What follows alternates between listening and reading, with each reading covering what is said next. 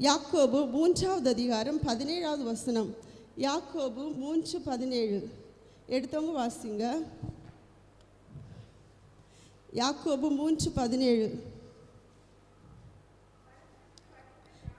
பரத்திலிருந்து வருகிற ஞானமோ முதலாவது சுத்தமுள்ளதாயும் பின்பு சமாதானமும் சாந்தமும் இணக்கமுள்ளதாயும் இரக்கத்தாலும் நற்கனிகளாலும் நிறைந்ததாயும் பட்சபாதம் இல்லாததாயும் மாயமற்றதுமாய் இருக்கிறது. அல்லேலூயா, அல்லேலூயா, அல்லேலூயா. நாம் தியானிக்க இருக்கிற முதலாவது பரத்திலிருந்து வருகிற ஞானம் எப்படிப்பட்டது.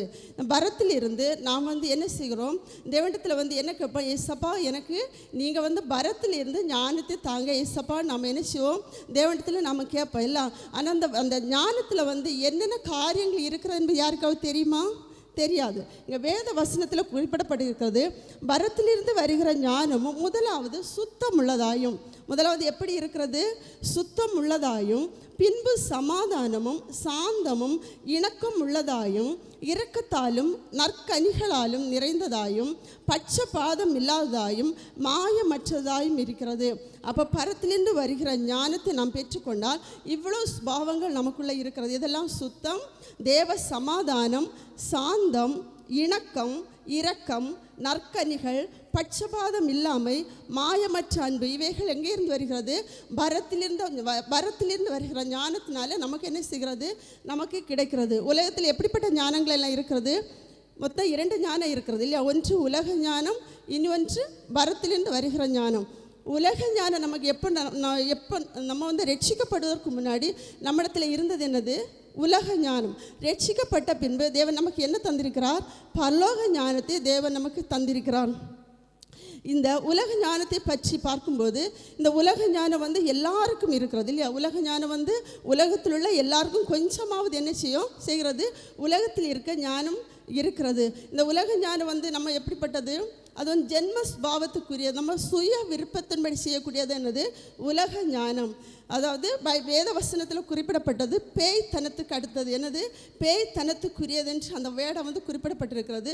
இந்த உலக ஞானம் சத்தியத்திற்கு விரோதமானது, பரத்திலிருந்து வராது. இப்போ நம்மளே நாம் எடுத்துக்கொண்டால் நம்ம ரட்சிக்கப்படுவதற்கு முன்னாடி எப்படி இருந்தோம்? இந்த சுபாவங்களெல்லாம் நம்மகிட்ட இருந்ததா இல்லையா? எல்லா சுபாவங்களும் நம்மகிட்ட இருந்தது. ஆனால் ரட்சிக்கப்பட்ட பிறகு தேவனுடைய சுபாவம் என்ன செய்கிறது? நமக்குள்ளே வருகிறது. தேவனுடைய விருப்பத்தை அறிந்து நாம் என்ன செய்கிறோம்? நாம் செய்துகிறோம். இது சத்தியத்திற்கு உட்பட்டது. பரலோக ஞானம் எப்படிப்பட்டது? சத்தியத்திற்கு உட்பட்டது. இது எங்கேருந்து வருகிறது? பரத்தில் இருந்து இறங்கி வருகிற ஞானமாக இருக்கிறது. இந்த ஞானத்தை நாம் பெற்றிருக்கிறோமா இல்லையா? இந்த பரத்தில் இந்த ஞானம் எல்லாருக்கும் இருக்குதா இல்லையா? இருக்குது இல்லை? பரத்திலிருந்து வருகிற ஞானத்தை ஏசப்பா நமக்கு என்ன செய்திருக்கிறார்? தந்திருக்கிறார். 2வது, இந்த ஞானம் யாரிடமிருந்து வருகிறது? இந்த பரலோக ஞானம் யாரிடமிருந்து வருகிறது? யாக்கோபு 1வது அதிகாரம் 17வது வசனத்தை பார்க்கும்போது யாக்கோபு 1:17, நன்மையான எந்த ஈவும் பூரணமான எந்த வரமும் பரத்திலிருந்து உண்டாகி ஜோதிகளின் பிதாவிடத்திலிருந்து இறங்கி வருகிறது. இது எங்கேருந்து வருகிறது? பரத்திலிருந்து உண்டாகி ஜோதிகளின் பிதாவிடத்திலிருந்து இறங்கி வருகிறது. இந்த ஞானம் நமக்கு ஒளிமயமான கர்த்தராகிய இயேசு கிறிஸ்துவிடம் இருந்து நமக்கு என்ன செய்கிறது? இந்த ஞானமானது நமக்கு கிடைக்கிறது. இதை நாம் யாரெல்லாம் பெற்றிருக்கிறோம்? இந்த பரலோக ஞானத்தை யார் பெற்றிருக்கோம்னு சொல்லுங்கள். யார் பெற்ற? தேவ பிள்ளைகள் பெற்றிருக்காங்க எல்லாம். இதை நீதிமொழிகள் 1வது அதிகாரம் 7வது வசனத்தை படிங்க. நீதிமொழிகள் 1:7.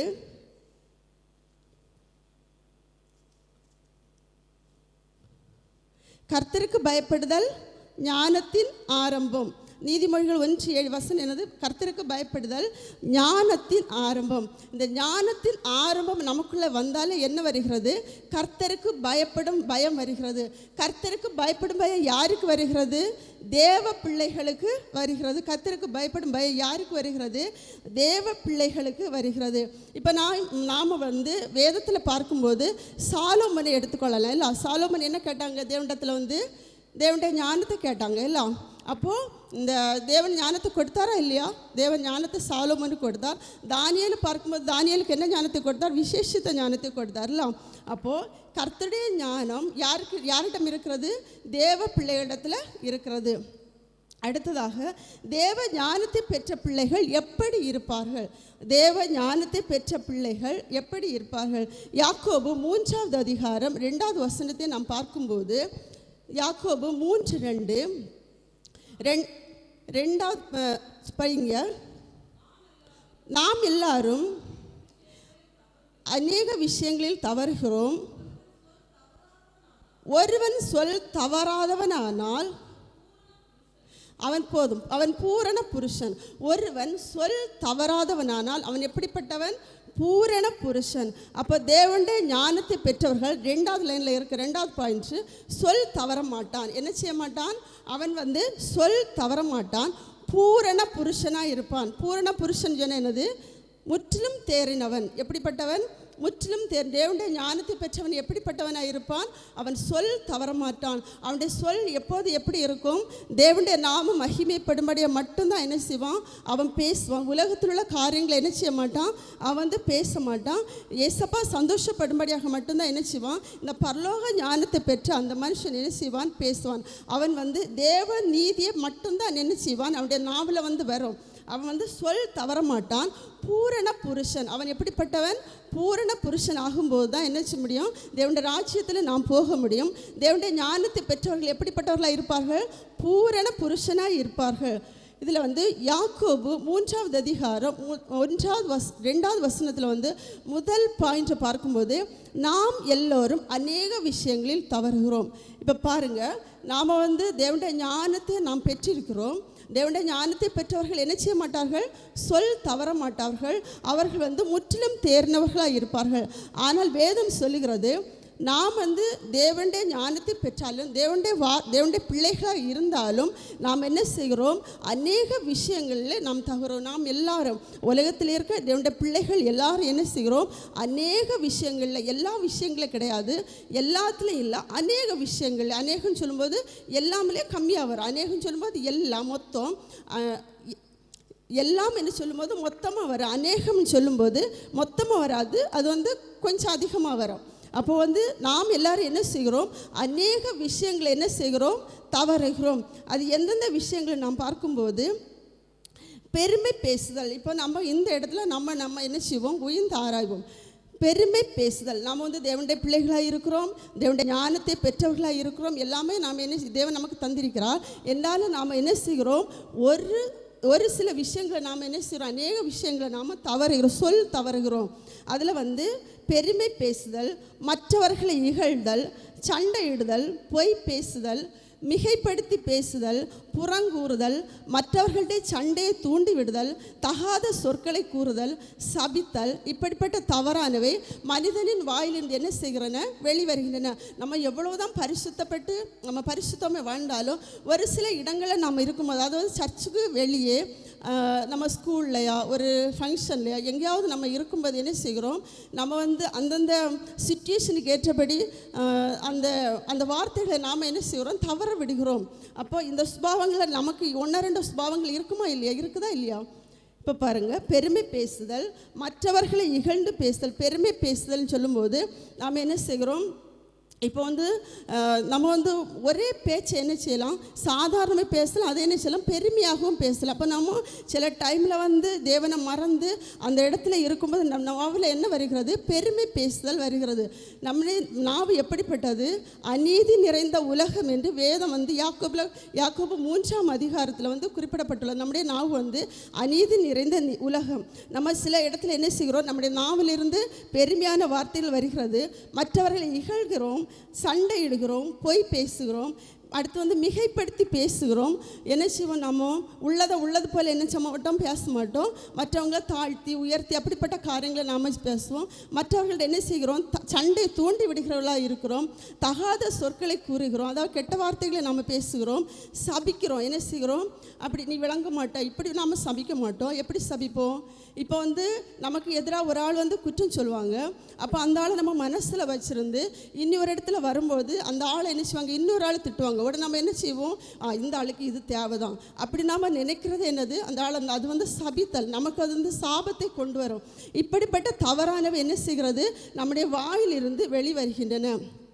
இந்த சுபாவங்கள் வந்து ரோமர் 2:8 வாசிங்க. ரோமர் 2:8.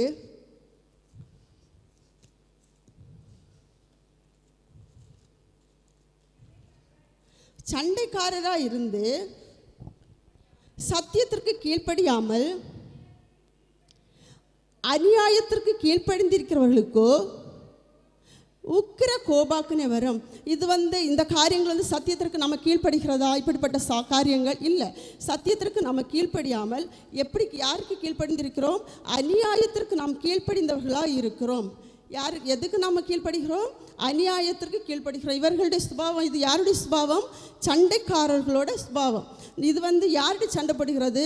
சத்தியத்தை அறிந்த ஜனங்கள் என்ன செய்கிறாங்க, சத்தியத்திற்கு கீழ்ப்படிய மனதில்லாமல் தேவனோடு சண்டை, அநியாயம் நம்ம செய்தாலும் தேவனோடு என்ன செய்கிறோம், சண்டை போடுகிறவர்களாக இருக்கிறோம். அதனால் நமக்கு என்ன வருகிறது, உக்கிர கோபாக்குன்னு வருகிறது. என்ன வருகிறது? உக்கிர கோபாக்குன்னு. உக்கிர கோபாக்குன்னு நமக்கு வந்தாலே தேவனுக்கு நம்ம என்ன வருகிறது, உக்கிர கோபம் வருகிறது என்று அர்த்தம். பாருங்கள், நம்ம இந்த மற்றவர்களை சண்டை தூண்டுதல், வந்து புறங்கூறுதல், அடுத்து பொய் பேசுதல், இவைகளெல்லாம் செய்யும்போது என்னது, நம்ம மேலே எசப்பாக்கு என்ன வருகிறது, உக்கிர கோபம் வருகிறது. இப்போ நம்ம சாலமோனை எடுத்து பார்ப்போம். சாலமோனுக்கு ஏசப்பா என்ன செய்தாங்க, ஞானத்தை கொடுத்தாங்க. எல்லாம் ஞானத்தை பெற்ற சாலமோன் உண்மையாக கீழ்ப்படிந்தானா? இல்லை. தேவனுக்கு பிரியமாக என்ன செய்யலை, அவன் இறுதி வரை இருக்கலை. எந்த இடத்துல தவறி போகிறான்? புற ஜாதிகளோடு சம்பந்தம் கலங்கிற இடத்துல என்ன செய்கிறான், அவன் வந்து நழுவி போகிறான். புற ஸ்திரீகள் மேல் அவன் என்ன செய்கிறான், புறஜாதி ஸ்திரீகள் மேல் அவன் ஆசை வைக்கிறான். இந்த ஆசை வந்து தேவனுடைய விருப்பத்திற்கு மாறாக அவன் செயல்படுகிறான். அவன் வந்து 700 மனைவிகளையும் 300 மறுமனையாட்டிகளையும் செய்கிறான், வைத்திருக்கிறான். ஆனால் இதே இடத்துல வந்து இவன் வழி போகும்போது ஏசப்பா என்ன செய்கிறாங்க, 2 விஷயம் அவனுக்கு தரிசனமாகறாங்க. ஆனாலும் அவன் என்ன செய்யலை, தேவனுடைய வார்த்தைக்கு வந்து கீழ்ப்படியாமல் தேவனுக்கு பிரியமான காரியங்களை என்ன செய்கிறான், அவன் செய்கிறான். அப்போது ஏசப்பா இதன் மேலே அவன் மேலே என்ன செய்கிறான், கோபந்தான் கொள்கிறான். ஆனால் இந்த காரியங்கள் வந்து நம்ம மேலே என்ன செய்கிறார், தேவர் வந்து உக்கிர கோபம் கொள்கிறார். ஆனால் ஏசப்பா வந்து சாலோமன் அந்த அந்த ஸ்திரீகள் மூலமாக அவன் என்ன செய்கிறான், விக்கிரக ஆராதனை செய்கிறான், கோவில்களை கட்டுகிறான், பலிபீடங்களை கட்டுகிறான். அந்த ஸ்திரீகள் என்னெல்லாம் பண்ணுறாங்களோ எல்லாவற்றையும் அவன் என்ன செய்கிறான், செய்து கொடுக்கிறான். இது வந்து ஒரு மரணத்துக்கு ஏதுவான பாவத்தை என்ன செய்கிறான், அவன் செய்கிறான். அது வந்து 3ஆம் 4ஆம் தரையில் மட்டும் தேவன் விசாரிக்கிற பாவங்களை இவன் என்ன செய்கிறான், செய்து வருகிறான். என்றாலும் தேவன் அவன் மேல் என்ன செய்கிறார், கோபம் கொள்கிறார். ஆனால் இங்கே பாருங்கள், இந்த ஏசப்பா வந்து நம்ம வந்து தேவனுடைய சத்தியத்தை அறிந்து சத்தியத்திற்கு மாறாக நாம் செய்யும்போது தேவன் என்ன செய்கிறார், உக்கிர கோபம் கொள்கிறார். ஏன் தேவன் நம்மேல் உக்கிரம் கோபம் கொள்கிறார்? தேவன் நம்மேல் வைத்த அன்பு. ஏசப்பா சாலோமோன் காலத்தில் என்ன செய்யலை, இரத்தத்தை சிந்தல்ல, நமக்கு என்ன செய்கிறார், அவருடைய இரத்தத்தை சிந்தி, அவருடைய விலையேறப்பட்ட இரத்தத்தினால் நம்மளை என்ன செய்கிறார், விலைக்கிரயமாக வாங்கி வைத்திருக்கிறதுனால் அவருடைய அன்பினால் வருகிற கோபம் தான் என்னது, உக்கிர கோபம். நாம் என்ன செய்யக்கூடாது, இப்படிப்பட்ட காரியங்களை நாம் செய்யக்கூடாது. தானியேலை பார்க்கும்போது தானியேல் என்ன செய்கிறான், தானியேலை வந்து பாபிலோன் ராஜா என்ன அவர்கள் வந்து சிறைப்பிடித்து கொண்டு வருகிறார்கள். சிறைப்பிடித்து கொண்டு வரும்போது இவர்களுக்கு அந்த ராஜ குலத்தாரில் மேன் மக்கள் வாலிபர்கள் என்ன செய்கிறார்கள், கொஞ்சம் பேரை வந்து தனியாக எடுத்து ராஜா சொல்கிறாங்க, இவங்களை என்ன செய்யணும், அந்த மேன்மக்களாகிய இந்த ராஜகுலத்தார்களும் ஞானத்தில் சிறந்தவர்களாகிய இந்த வாலிபர்களை என்ன செய்யணும், நீங்கள் தனியாக வந்து வளர்த்தி கல்தேரின் பாஷைகளை கற்றுக் கொடுத்து 3 வருஷங்கள் என்ன செய்யணும், எனக்கு முன்பாக அவர்களை கொண்டு வந்து நீங்கள் நிறுத்தணும் அப்படின்னு சொல்லிட்டு அதிகாரிகிட்ட சொல்கிறான். அப்போது இந்த தானியேல் வந்து அந்த அதிகாரிகிட்ட என்ன சொல்கிறான், எங்களுக்கு வந்து எங்களுக்கு காய்கறி அந்த பருப்பு தண்ணி மட்டும் தந்தால் போதும், எங்களுக்கு வந்து ராஜ போஜனை எங்களுக்கு வேண்டாம் அப்படின்னு சொல்லிட்டு. அப்போ அந்த அதிகாரி என்ன சொல்லுவான், அது வந்து நாங்கள் உங்களுக்கு இப்படி தரும்போது அந்த உங்களை விட அவங்க எப்படி இருப்பாங்க, முகக்கலையும் புஷ்டியமாக இருப்பாங்க அப்படின்னு சொல்லும்போது தானியேல் என்ன சொல்லுவான், நீங்கள் வந்து 10 நாள் வந்து இந்த ஆகாரங்களை தந்து பாருங்கள், அடுத்து நீங்கள் சொல்கிற போல் நான் என்ன செய்யலாம் கேட்கலாம். ஆனால் 10 நாள் கழித்து சாப்பிடும்போது இவங்க எப்படி இருக்காங்க, இவங்க முகம் கலை உள்ளதாகவும் இவங்க புஷ்டி உள்ளதாகவும் இருக்கிறாங்க. பிறகு திரும்ப 3 வருஷம் இவங்களை அதே சாப்பாடை கொடுத்து 3 வருஷம் ஆகும்போது தேவனுடைய இந்த ராஜாவின் சமூகத்தில் இந்த தானியேல், சாத்ராக், மேஷாக், ஆபேத்நேகோ 4 பேர் என்ன செய்கிறாங்க, தேவ சமூகத்தில் நிற்கக்கூடிய பாக்கியம் கிடைக்கிறது. இப்போ தானியேல் இந்த சாலோமோன் தேவனுக்கு பிரியமில்லாத காரியம் செய்யறனால அவனுடைய ராஜ்யபாரம் அவனை விட்டு நீங்கி போகிறது. இந்த தானியேல் தேவனுக்கு பிரியமாக இருக்கிறதுனால தேவனுடைய ஞானத்தை அவன் பிரயோஜனப்படுத்தி கொள்கிறதுனால அவனுக்கு என்ன செய்கிறான், ராஜா அவர்களை என்ன செய்கிறான், உயர்த்தி வைக்கிறான். நாம் என்ன செய்யணும், தேவன் நமக்கு தந்திருக்கிற ஞானத்தை நாம் என்ன செய்யணும், பிரயோஜனப்படுத்த வேண்டும். அப்போது தேவன் என்ன செய்வார், நம்மளை உயர்த்துவார். தேவ ஞானத்தை பெற்ற பிள்ளைகள் நாம் எப்படி இருக்க வேண்டும் என்றால், நம்மை குறித்து நாம் முதல்ல கொஞ்சம் காரியங்களை சொன்னேன். அப்போ நம்ம என்ன செய்வோம், புகழ்ந்து பேசுவோம். ஆனால் நம்ம என்ன செய்யக்கூடாது, நம்ம புகழ்ந்து பேசக்கூடாது. நம்மை குறித்து நாம் புகழ்ந்து பேசக்கூடாது. மற்றவர்களின் நற்பண்புகளை புகழ வேண்டும்.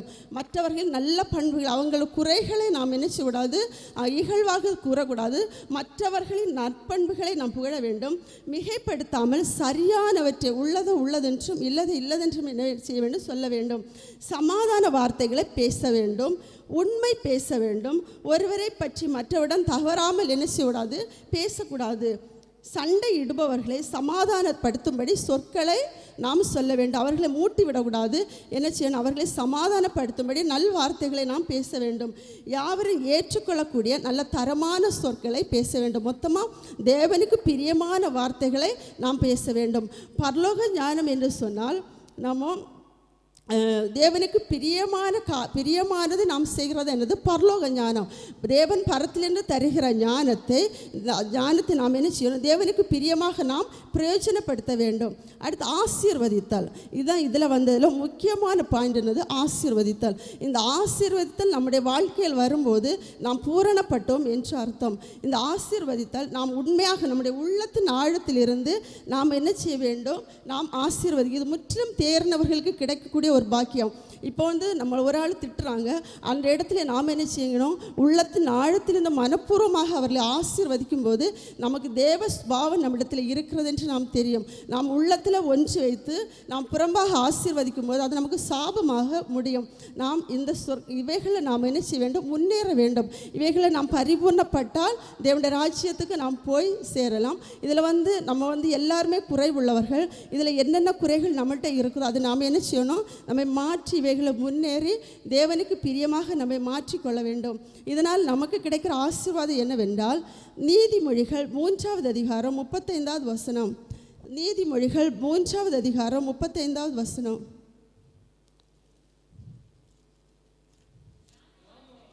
ஞானவான்கள் கனத்தை சுதந்திரிப்பார்கள். போதும், ஞானவான்கள் என்ன செய்வாங்க, கனத்தை சுதந்திரிப்பார்கள். நம்ம மற்றவர்களிடத்திலே கனப்படும்படியாக இந்த ஞானம் நமக்கு பிரயோஜனம் உள்ளதாக இருக்கும். 2வது நீதிமொழிகள் 23வது அதிகாரம் 15, 16. நீதிமொழிகள் 23, 15, 16.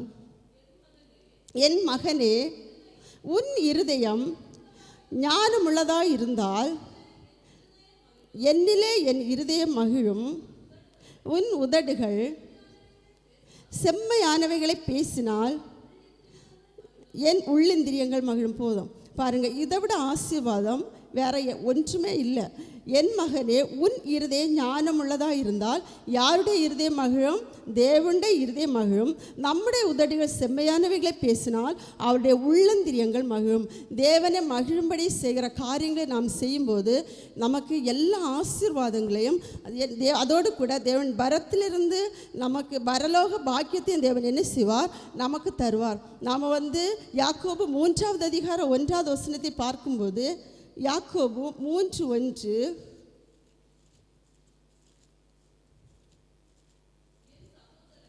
என் சகோதரரே அறிந்து